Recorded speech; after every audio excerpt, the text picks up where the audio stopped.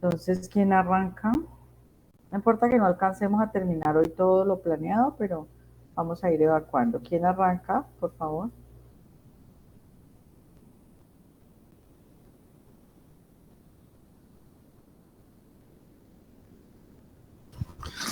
Creo que los que exponen aún no han llegado, sino que tenía entendido que algunos pues tenían problemas de transportarse porque salían a las 5 y no alcanzaban a llegar.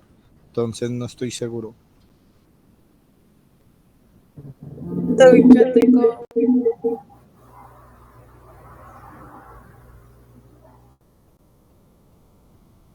polifarmacia, pero todavía no llego a mi casa. Ya, ¿Y los doctora, demás tampoco? nosotros empezamos. Ya, Sí, el otro comparto. grupo. Uh-huh. Listo.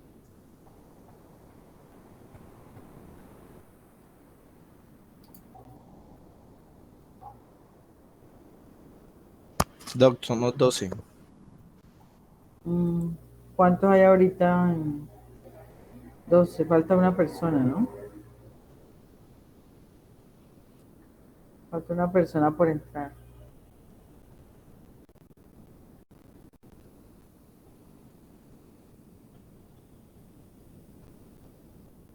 Listo, vamos empezando Brian e Indira y luego ya los que van llegando se van uniendo, ¿vale? Doc,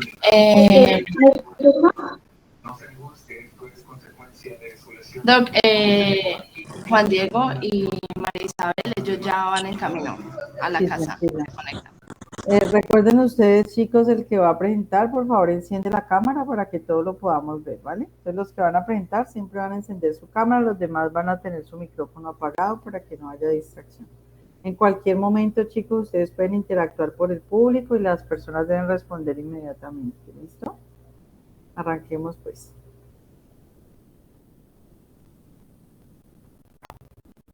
¿Me escucha? Sí, señora. Creo que estoy teniendo problemitas con la cámara. ¿Será que me espera un momentico a ver si en un ratico me puedo conectar desde otro dispositivo? ¿O no tienes un computador ahí? ¿Un En este computador? momento no, estoy conectada desde el celu y me está molestando la señal. ¿Y cómo vas a exponer desde el celular? Porque Brian es el que está presentando.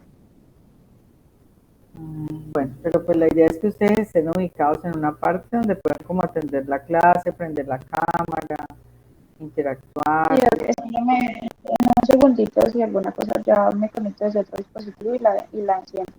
Bueno, entonces arranque pues, Brian. Bueno, ¿puedo empezar yo, Doc? O me esperan un segundito, yo busco otro dispositivo. Es que hace un segundo nomás llegué a la casa, entonces apenas me conecto. Vaya, busque el computador. Pero Brian no puede ir empezando mientras tanto.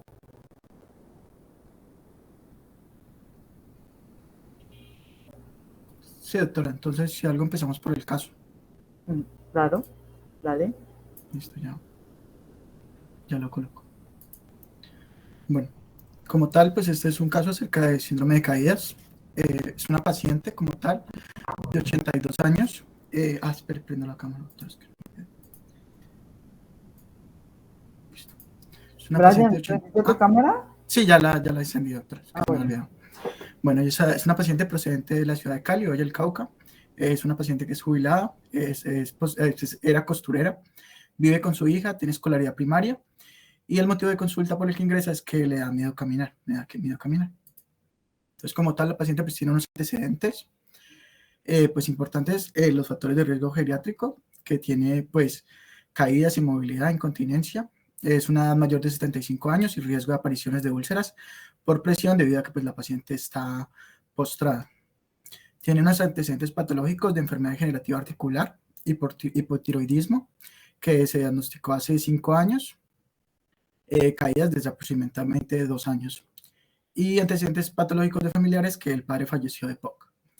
La paciente pues no consumía activamente tabaco, pues fumaba, pero pues fue fumadora pasiva durante 50 años aproximadamente, niega alcohol, niega café. No tiene alergias medicamentosas ni polifarmacia, consume pues levotiroxina debido a que pues la paciente tiene hipotiroidismo, no tiene traumatismo, ni operaciones ni transfusiones. Bueno, las preguntas semiológicas que se le hacen en este caso pues a la paciente es, pues es más basado en como a los pacientes que tengan síndrome de caídas, es que cuándo y cómo fue que ocurrió pues la caída. Aquí pues tiene que ver esto debido pues a la frecuencia que puede ocurrir las caídas y como también como si hay patrones que pueden llevar a pues a hacerme pensar de que la paciente puede haber tenido más caídas de este tipo. ¿En qué lugar pues sucedió la caída? También es importante debido a que pues el entorno nos dice si es si hay factores como factores ambientales o situacionales que hacen que pues, la paciente sea más propensa a estos. También si sucedió después de comer, porque pues en este caso puede ser que la paciente esté teniendo una hipotensión ortostática. También si la caída como tal, pues, si la caída tuvo síntomas Perdón, asociados. ¿puedo hacer un apunte a lo que está diciendo Brian? Pues ustedes son los que están presentando. Ok, Doc, ¿me ves? Sí. Listo, Doc. Lo que pasa es que en las preguntas semiológicas, cuando nosotros hablamos de que la paciente, de preguntarle a la paciente si ocurrió después de ingerir alimentos, es porque en la edad que están presentes, por ejemplo, de esta señora, se puede presentar un síncope postprandial que pues me puede indicar que tenga otras entidades la persona, pues por de ahí pues voy haciendo la investigación semiológica de qué factores de riesgo tiene y qué antecedentes tiene. Si quieres continúa ahora ya no, o si quieres sigo. Dale. ¿No? Listo. Entonces, pues también. ¿No? ¿Vas a seguir? Dale, dale. Bueno, pues también se debe tener en cuenta pues si la paciente perdió la conciencia o pues si la paciente como tal pues toma otros medicamentos. Listo.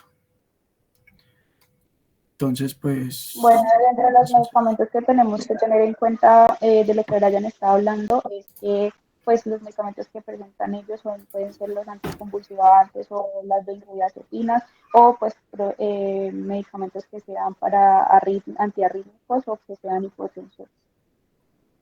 ¿Listo? Entonces, pues hablando de la definición de caída, vamos a hablar que es un evento que se va a caracterizar porque se pierde pues la postura y se genera porque hay un desplazamiento del eje, generalmente hacia un nivel inferior, es decir, pues hacia el suelo, o puede presentarse porque el paciente tenga algún tropiezo con algún mobiliario que esté a sus alrededores y este no lo conozca, entonces hace que este pierda su equilibrio. Tenemos que tener en cuenta que es un síndrome propio de los ancianos y que se presenta también pues, hace que sean más frágiles a esto. Según la OMS, el síndrome de caída se presenta cuando hay más de 2 caídas en el año y recurrente cuando hay más de 3. Dale, Lorena, a la siguiente. Bueno, listo. Entonces, cuando ya hablamos de las, de la clasificación, pues vamos a tener 3 clasificaciones. Entonces, cuando nosotros hablamos de las caídas accidentales, entonces hablamos de que aquí tenemos un adulto mayor sano que pues no ha tenido eventos anteriores y pues que no se va a volver a presentar. O sea, se presentó una vez, un accidente y no ocurrió más. Cuando tenemos una clasificación que ya se denomina reiterada, es aquella en la que se presenta cuando el paciente tiene factores predisponentes, que ahorita los vamos a ver, que pueden ser intrínsecos o extrínsecos, y podemos tener otra clasificación que se denomina las caídas prolongadas. Entonces, ¿qué pasa? Esta clasificación es cuando el adulto mayor ha tenido una caída, entonces se denomina prolongada porque el paciente ha estado pues largo tiempo tirado en el suelo y que no ha podido levantarse sin ayuda, y según eso es de 15 a 20 minutos y pues es más prevalente en los pacientes más ancianos porque recordemos que este síndrome es directamente proporcional a la edad, entonces a mayor edad es más la prevalencia y más pues la incidencia de casos. Dale a la siguiente.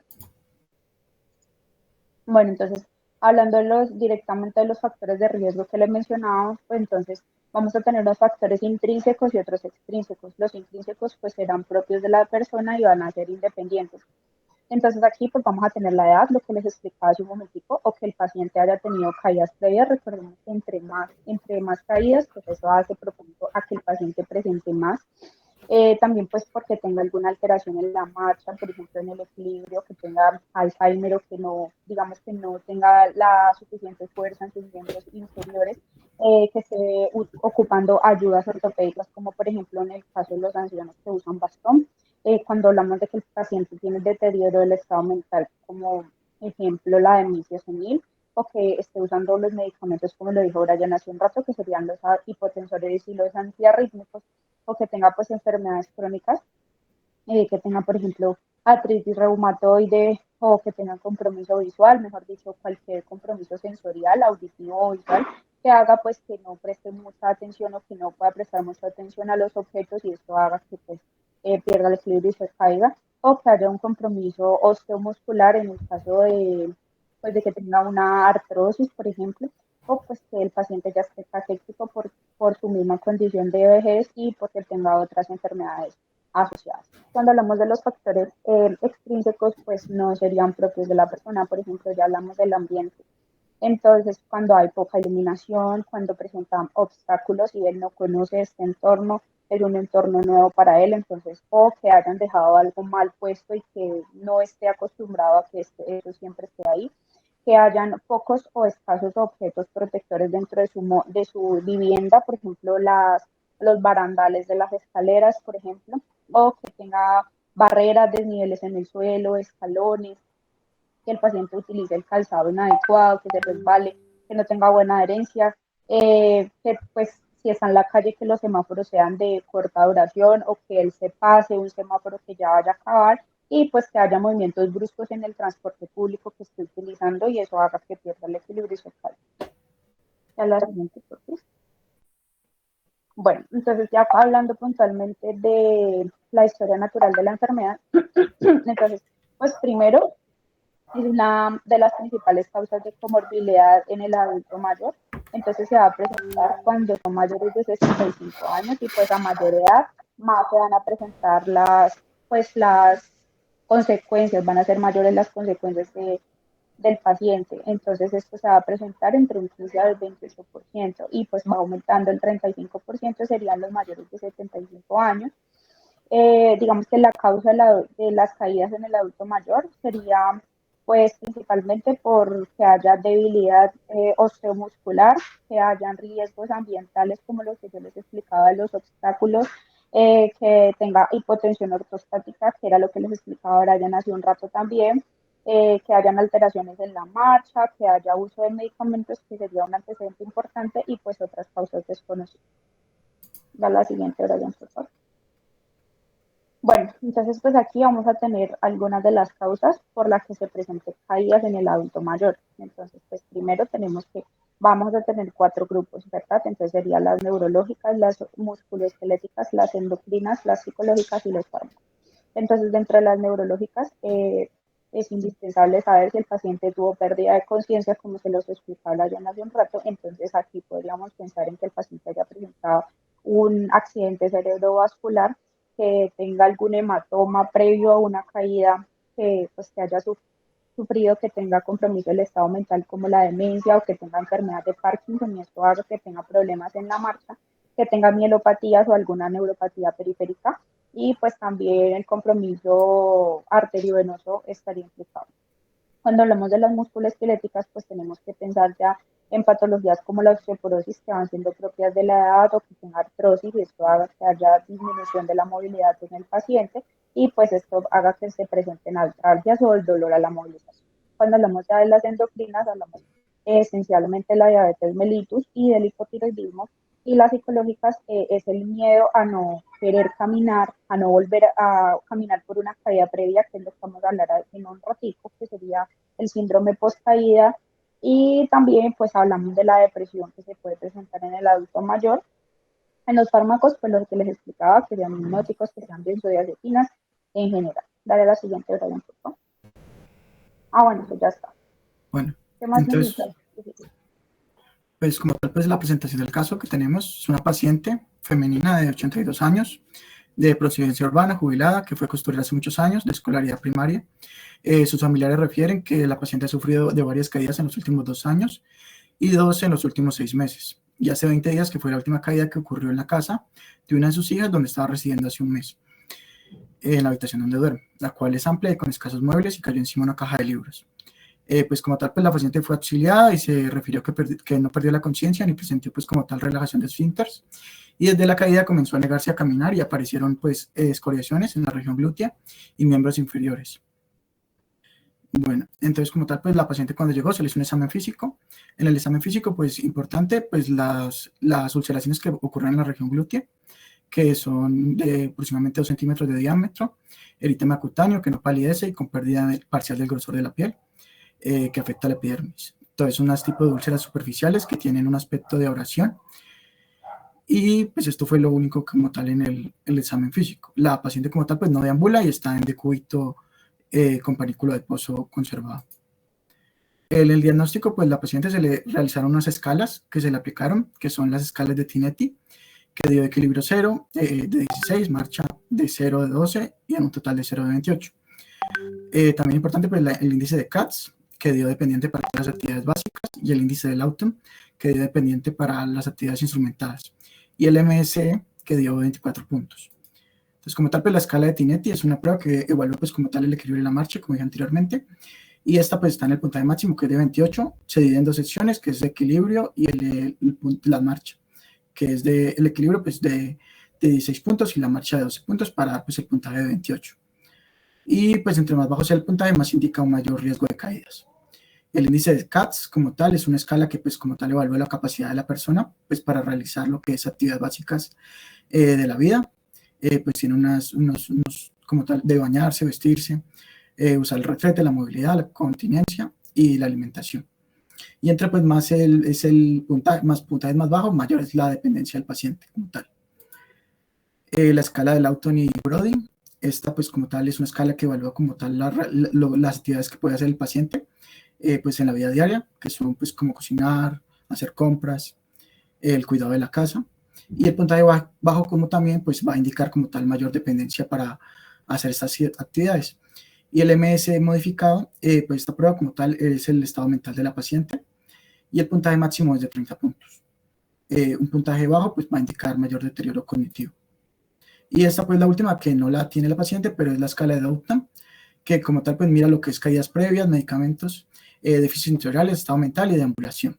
Y esta escala pues va a estar de 1 a 23, va a estar pues va a decirnos unos valores que va a ser si la escala es mayor a 3 es alto riesgo, si es de 1 a 2 es mediano riesgo y si es de 0 a 1 es bajo riesgo. Bueno, a la paciente también se le hicieron unos estudios complementarios. En los paraclínicos no mostró ninguna alteración y en los estudios imagenológicos como tal pues mostró una radiografía de columna cervical que como tal mostraba cambios cervicales que indicaban que la paciente pues tiene una degeneración en las articulaciones de la columna cervical, se observan también signos de disminución ósea.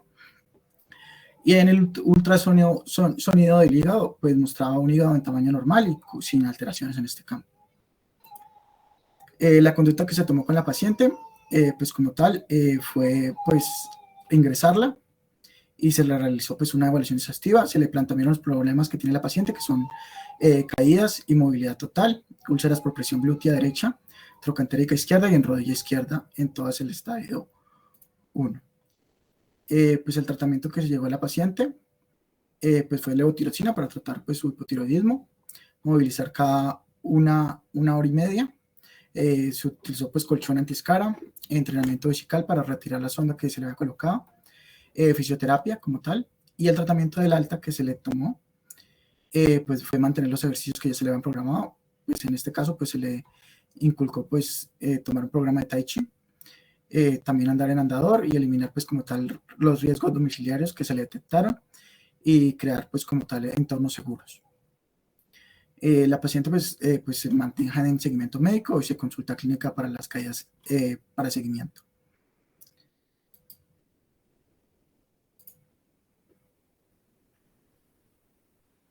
Bueno, que entonces pues a los pacientes con síndrome de caídas y con otras patologías que se de manera multidisciplinaria.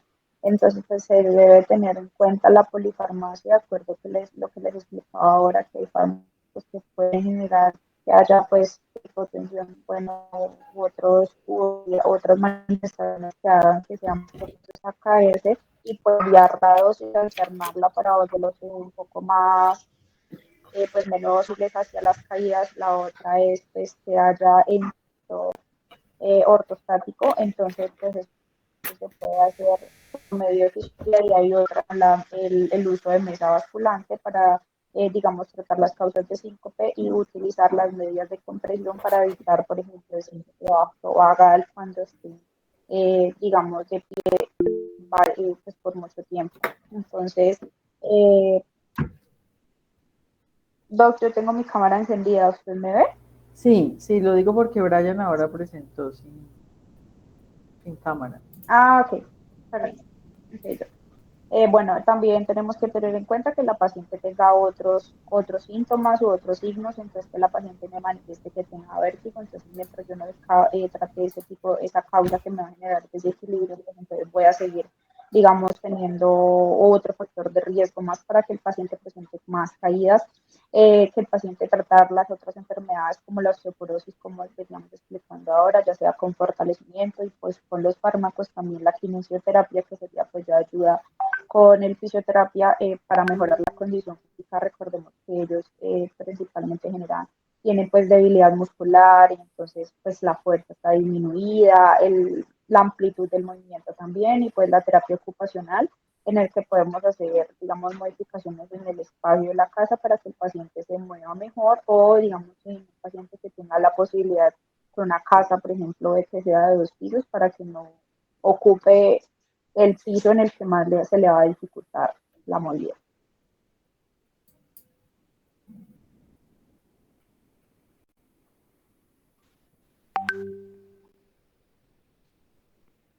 Bueno, entonces aquí pues ya vamos a hablar de las consecuencias del síndrome de caídas. Entonces, pues en las consecuencias vamos a tener unas que son inmediatas.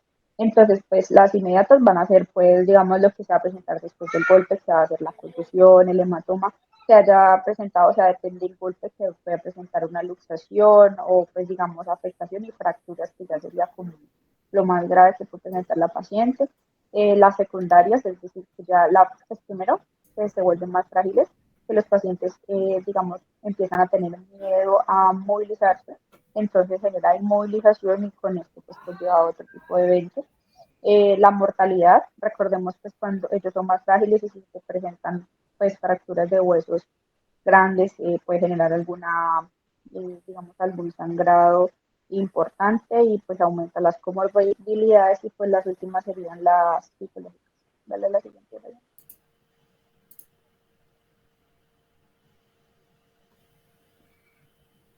Bueno, entonces aquí ya hablando directamente de las complicaciones, pues vamos a tener digamos, que pueden presentarse las fracturas costales. Esto pues me va a impedir que el paciente respire bien, me va a generar otro tipo de patologías que presente pues riesgo de hemorragia, digamos, trauma craneoencefálico que presente hemorragias o que pues, el examen neurológico se note que está deficiente, que está comprometido, que haya fractura de cadera, digamos que esta es una de las que más se ve durante la consulta de un paciente que haya presentado caída. Recordemos que los lugares en el que el paciente más va a manifestar dentro de su casa que se cae va a ser el baño y la cocina, son los lugares más peligrosos que va a presentar el paciente para sufrir este tipo de accidentes. Entonces aquí pues tiene alta mortalidad, también pues las fracturas de extremidades y pues las heridas en la piel. Bueno, entonces ya hablando de síndrome post-caída, entonces pues este se presenta porque ya el paciente pierde la confianza para dedicarse, eso pues más dependencias que hay, pues hay aumento de necesidad de más profesionales para que lo vean porque aumentan las comorbilidades, disminución del contacto con la sociedad porque el paciente no va a querer salir y pues pierde su autonomía completamente. Dale la siguiente.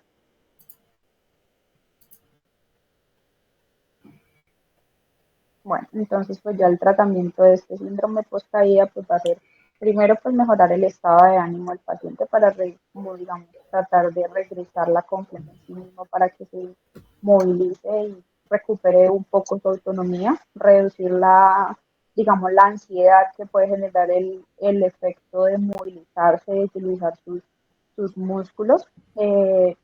Esto pues también va a ayudar a que mejore las conductas y evitar pues que caminen mejor, que ayude a, digamos, a que su margen de movimiento sea mejor para que pueda, digamos, medir las distancias, y eso hace que, pues, que el paciente tenga menos riesgo de caída. Entonces aquí vamos a tener que actuar sobre 3 niveles: sobre el paciente, que era lo que yo les decía, tratar sus comorbilidades y sobre todo en el ámbito psicológico, también pues sobre el entorno humano, es decir, sobre sus cuidadores y familiares, y por último pues sobre su entorno físico, que va a ser donde él se moviliza, pues para que, digamos, eliminación de objetos y pues ayudas u objetos protectores como los bastones o los barandales que le ayuden a él a sostenerse y eso recupere su confianza al cuerpo.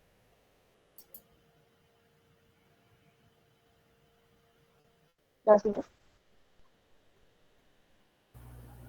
Ana, por último, pues vamos a tener que en el síndrome de caídas vamos a realizar la prevención primaria, secundaria y terciaria. Entonces, de acuerdo a la prevención primaria, pues los hábitos de vida saludable, digamos, incrementar la actividad física de acuerdo a su edad, obviamente, que tenga una revisión periódica acerca de sus estímulos sensoriales para ayudarlo, por ejemplo, la audición y la visión, pues que tenga uso correcto de sus elementos de movilización, como por ejemplo los bastones, que se detecten y se manejen las patologías de base que tenga, y pues corrección de los factores de riesgo, que era lo que les explicaba hace rato, que sería su entorno y son secundarios, que serían intervenir en lo que genera la caída para que en ese mismo lugar no vaya a volver a ocurrir, lo que les decía principalmente en cocina y baño, sobre que sería en su sitio de vivienda, y pues aprender a levantarse, porque generalmente no lo saben hacer y se quedan, digamos, tendidos en el suelo esperando a que alguien, digamos, haga el rescate hacia él. Y por último tenemos la terciaria, que sería pues ya la rehabilitación posterior a la caída, digamos, es decir, si se presentó fracturas, y pues el trauma emocional que haya generado y pues seguir, pues, que continúe el seguimiento de acuerdo a los profesionales que vaya a requerir.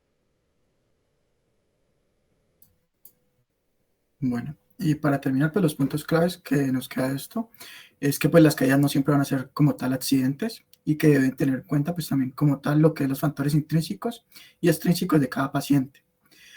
Pues que las caídas como tal suelen llevar a dependencia, puede que el paciente pueda por caerse una vez ya no puede querer caminar más, y pues también que va a tener unas consecuencias físicas, y que también pues los programas de ejercicio e intervenciones en la comunidad como tal van a reducir lo que es el riesgo de las caídas y el riesgo de caer. Listo.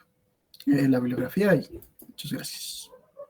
¿Cuál sería como el aprendizaje que deja el caso, Brian e Indira? En el caso de ustedes, ¿qué es lo que más les llamó la atención de este caso clínico?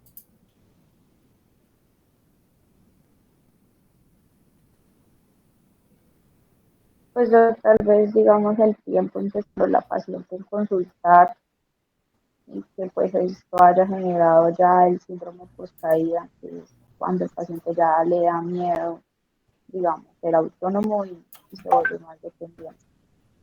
O como normalizar más bien la caída, ¿no? A veces se Eso normaliza en sí. el adulto mayor que no es normal, ¿no? Ese es un punto importante a tener en cuenta. A ver, una conclusión, Sofía. Una conclusión del tema, Sofía. Doc, pues la verdad estaba pensando en lo que usted estaba diciendo. O sea, como el hecho de... Pero otro concepto diferente, otra cosa que te haya quedado el caso.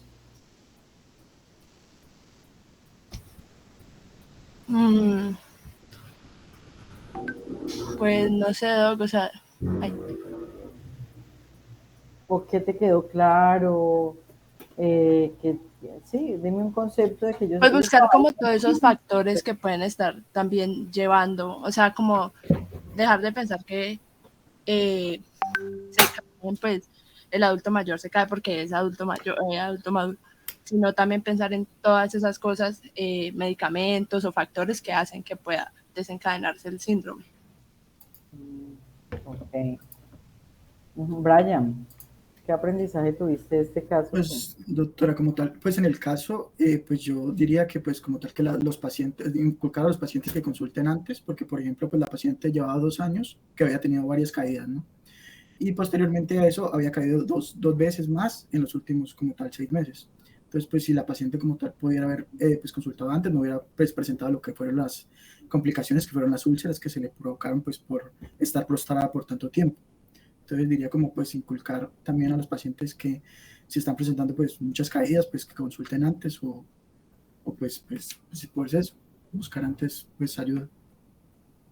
Ok, bueno, voy a hacer una llamadita lista, muchachos, por favor me contestan, que veo que hay personas que no han entrado todavía. María Camila. María Camila Luna. Presente, doc. Listo, Brian. Presente, doctor. Juan Diego. Doc, ellos son Juan Diego y María Isabel, son los dos compañeros que tenían problema con el transporte y se les descargó el celular. Ok. Bueno, ¿ellos están ahorita en consulta? Sí, doc, sino que sí. ellos tuvieron un problema con el transporte y pues no nos hemos podido comunicar. O sea, ellos me avisaron antes de que pasara, dijeron que pues estaban como perdidos y que se les iba a descargar el celular, pero que pues que le avisara. Bueno, Nicolás. Presente, doctora. Manuela. Presente, doctora. Isabela. Presente, doc. Jonathan. Buenas tardes, presente. Bueno, Ana Sofía, ya me habló. Ingrid. Sí, señora. Ingrid Daniela. Presente, doc. Indira y Daniela. Indira ya, Daniela. Uy, no escuché. Daniela, ¿sí está? Daniela Prafán. Sí. Daniela, listo. Ok, niña. Bueno, y niños, ¿no? Listo. A ver, sigamos, por favor. ¿Cuál es el siguiente tema? Es polifarmacia, doc. Dale. Recuerden, por favor, el que presenta debe prender su camarita. Ahí me estoy viendo. Perfectamente te vemos. Muy radiante. Listo. Nicolás presenta con quién? Con Manuela, doc. Conmigo, doc. Excelente. Manuela también es de camarita, ¿no? ¿Cuándo hable o todo el tiempo? No, tu cámara, ¿ya la tienes prendida? Es que no te veo. Ay, sí. Ahora sí, ¿viste? Eso. O sea, ustedes dos que van a presentar son los que deben tener camarita encendida. ¿Listo? Listo. Dale, pues arranquemos. Listo, doc. Entonces vamos a hablar acerca de polifarmacia. Y empezamos con un caso clínico. Tenemos una paciente femenina de 74 años. Ella procedente de Pitalito Huila y reside desde hace mucho tiempo en Cali, acá en la ciudad, y es ama de casa. Su motivo de consulta fue: llevo un mes con mucho dolor en la barriga y me puse amarilla. En cuanto a la enfermedad actual de nuestra paciente, tenemos que es una paciente femenina de 74 años con antecedentes de hipertensión y diabetes mellitus tipo 2 insulino requiriente en manejo con hidroclorotiazida, enalapril, sitagliptina, empaglifosina y todos tipos de insulina, insulina detemir y la insulina glulicina. Ella originalmente consulta por un cuadro clínico de 30 días de duración que consiste en dolor abdominal de inicio súbito, en epigastrio que se irradia hipocondrio derecho y se acompaña de múltiples episodios de emesis posterior a la ingesta de cualquier alimento. Una semana antes de ingresar a la institución, presenta tinte ictérico generalizado, orina colúrica y heces acólicas. Adicionalmente, importante mencionar que la paciente refiere pérdida de peso no deseada de aproximadamente 18 kilogramos. Dentro de los antecedentes de nuestra paciente, tenemos los patológicos anteriormente mencionados: hipertensión, diabetes insulino requiriente, es una pacientica obesa, y hipoacusia en el oído izquierdo. Dentro de los antecedentes quirúrgicos, una histerectomía. Dentro de los antecedentes farmacológicos, acá tenemos que prestar atención a que nuestra paciente está consumiendo actualmente enalapril de 5 miligramos, una tableta cada 24 horas, hidroclorotiazida de 25 miligramos, una tableta cada 24 horas, dos tipos de insulina, la insulina detemir 20 unidades cada noche y la insulina glulicina 20 unidades con cada comida, sitagliptina 50 miligramos cada 24 horas, empaglifosina 10 miligramos cada 24 horas y el protector gástrico como es el esomeprazol, 20 miligramos cada 24 horas, y desde que presentó este cuadro clínico, acetaminofén, de 500 cada 8 horas. Para complementar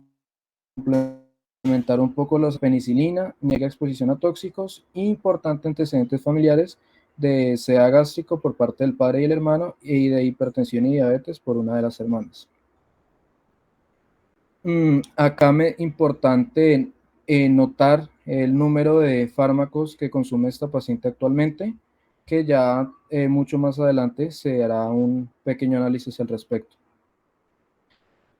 Para seguir hablando de este casito, el examen físico tenía unos signos vitales de una presión arterial 132/86, frecuencia cardíaca 80, frecuencia respiratoria 19, saturación de 97 y una temperatura de 36.5. Un tinte ictérico en escleras y piel, y al abdomen, que era lo más relevante en este caso, abundante panículo adiposo, dolor a la palpación superficial y profunda de epigastrio y de hipocondrio derecho, hepatomegalia palpable, ruidos hidroaéreos presentes. Dentro de los paraclínicos que se le tomaron a esta paciente, un cuadro hemático aparentemente normal, lo único notar una neutrófilos del 70%, un perfil hepático alterado con una bilirrubina total de 21.4, una directa de 9 y una indirecta de 11, fosfatasa alcalina de 571, ALT de 300 y AST de 297. Dentro del parcial de orina había bilirrubinas, y dentro de la glicemia, prepandrial de 166 y postpandrial de 148. Para concluir con este casito, se le pidieron unas imágenes diagnósticas, primero una ecografía de hígado y vía biliar, que demostró una estetosis hepática, hepatomegalia y una masa hipodensa de aspecto tumoral, a necesarios estudios complementarios, por lo que se le complementó con un TAC de abdomen en contraste, que concluye una masa hipodensa en cabeza de páncreas de aspecto necrótico. Y por último se le tomó una colangioresonancia, donde efectivamente se evidenciaba una masa sólida de aspecto neoplásico en cabeza de páncreas, dando el diagnóstico de una neoplasia periampular. ¿Por qué traemos a colación este casito? Principalmente por la importancia del consumo de los medicamentos de esta paciente, y también muy relevante la edad de esta, para hablar de qué es la polifarmacia. Entonces, podemos decir que la polifarmacia, según la OMS, la definen como el uso simultáneo de 3 o más medicamentos en un día. Sin embargo, diferentes estudios llegan a un consenso de que se puede determinar la polifarmacia a partir de 5 medicamentos. También es importante hacer dos anotaciones, que la polifarmacia incluye lo que son varios medicamentos de uso continuo o que sea en dosis excesivas. Al hablar de medicamentos, se incluyen todo lo que es desde suplementos dietarios, medicinas alternativas, medicamentos homeopáticos, los medicamentos también de venta libre sin fórmula médica y los formulados por el médico tratante. La población más expuesta a la polifarmacia es principalmente el adulto mayor. También hablamos de poblaciones vulnerables y pacientes con enfermedades crónicas. Teniendo en cuenta lo anterior, podemos hacer una clasificación de los tipos de polifarmacia. Entonces hablamos de que no existe como tal una polifarmacia o no polifarmacia de 0 a 5 medicamentos utilizados continuamente por un paciente. Hablamos ya de una polifarmacia establecida cuando el paciente utiliza de 5 a 10 medicamentos, y una polifarmacia excesiva cuando son más de 10 medicamentos. Teniendo en cuenta esta clasificación anteriormente expuesta, la pacientica del caso clínico anterior tendría una polifarmacia al estar en manejo con 8 medicamentos. Digamos, en el control de sus patologías de base. Ahora bien, en cuanto a los factores de riesgo para que nuestros pacientes tengan polifarmacia, es primero hablar de la edad. Definitivamente la población por encima de los 62 años tiene un mayor riesgo de consumir varios fármacos en el día, asociado a las múltiples comorbilidades que puedan estar presentando. También se relacionan las patologías psiquiátricas o el deterioro cognitivo de estos pacientes.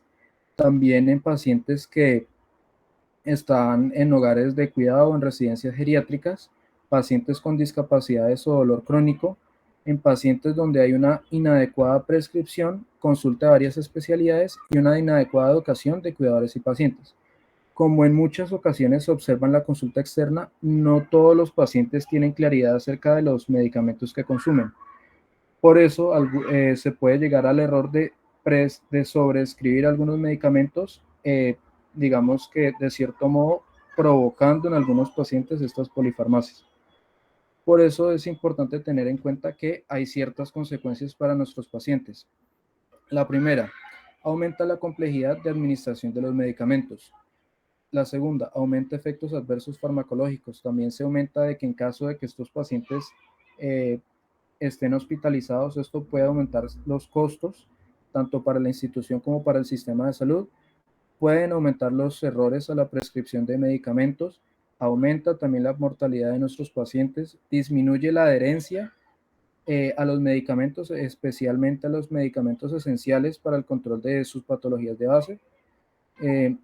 Aumenta el riesgo de interacciones farmacológicas, que esto lo vamos a analizar más adelante, y todo esto que nos genera en estos pacientes una disminución de la calidad de vida, capacidad física y cognitiva, porque como vamos a ver a continuación, algunas interacciones farmacológicas nos pueden generar reacciones adversas.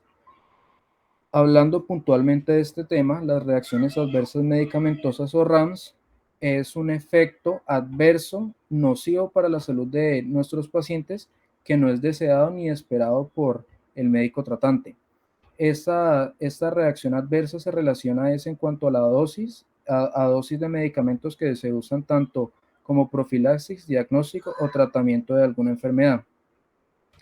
Dentro de los RAMS, los trastornos más comunes que pueden ocurrir va desde hipoglicemia, sobreanticoagulación, hipotensión arterial, falla renal o trastornos hidroelectrolíticos.